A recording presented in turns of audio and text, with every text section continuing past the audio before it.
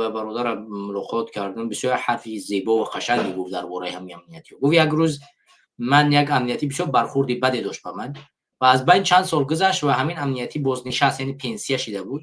من روبرو شدم، گفت همون یک بار روبرو همینجا نگاه کردم، گفت تو فلانی، گفت از شرم داشت که بگن من فلانیم. اون قدر گفت ناراحت شده بود.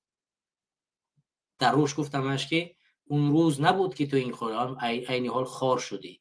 یعنی هر کسی که ظلم میکند مطمئن باشد که فردا از این کار میروی و در این جامعه باقی میمونی و هر کسی را که ظلم کردی روبرو خواهی شد، کسی را زندان کردی روبرو خواهی شد. چه جواب خواهی گفت در روبروی این شخص؟ حالا با فردای قیامت اون که از تو میپرسد ولی در این دنیا چگونه در جامعه راه میگردی؟ چگونه مادر و پدر اون نفر رو نگاه میکنی؟